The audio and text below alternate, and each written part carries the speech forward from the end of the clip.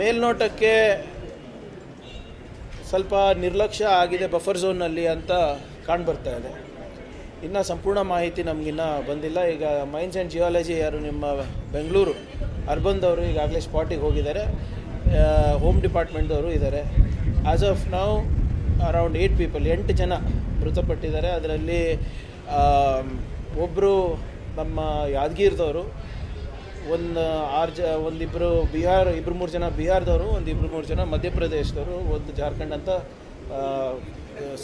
ಇದು ಏನೋ ರಿಪೋರ್ಟ್ ಆಗ್ತಾ ಇದೆ. ಬಟ್ ಇನ್ನೂ ಅದು ಖಚಿತ ಆಗಿಲ್ಲ.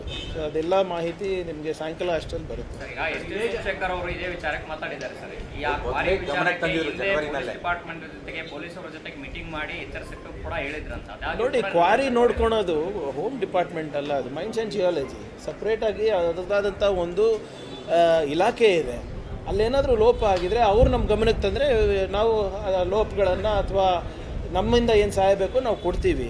ಕ್ವಾರಿಗಳು ನೋಡ್ಕೋಬೇಕು, ಕ್ವಾರಿಗಳ ಬಫರ್ ಝೋನ್ಗಳು ನೋಡ್ಕೊಳೋದು, ಕಾಯೋದು ನಮ್ಮ ಜವಾಬ್ದಾರಿ ಅಲ್ಲ.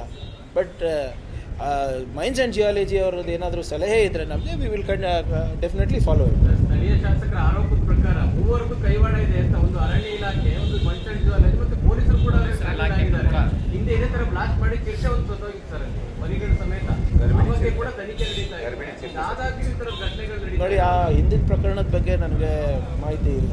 ತಾವು ಹೇಳಿದ್ಮೇಲೆ ನನಗೆ ಗೊತ್ತಾಗಿರೋದು ಅದು ಅವಾಗೇನಾಗಿದೆ ಇವಾಗೇನಾಗಿದೆ ನೋಡೋಣ. ಆಮೇಲೆ ಈಗ ರಿಪೋರ್ಟ್ ಬರಲಿ, ರಿಪೋರ್ಟ್ ಬಂದಾದಮೇಲೆ ಅದು ಅರಣ್ಯ ಇಲಾಖೆ ಇರ್ಬೋದು, ಮೈನ್ಸ್ ಆ್ಯಂಡ್ ಜಿಯಾಲಜಿ ಇರ್ಬೋದು, ಅಥವಾ ನಮ್ಮ ಡಿಪಾರ್ಟ್ಮೆಂಟ್ ಇರ್ಬೋದು, we will ensure that everybody is accountable.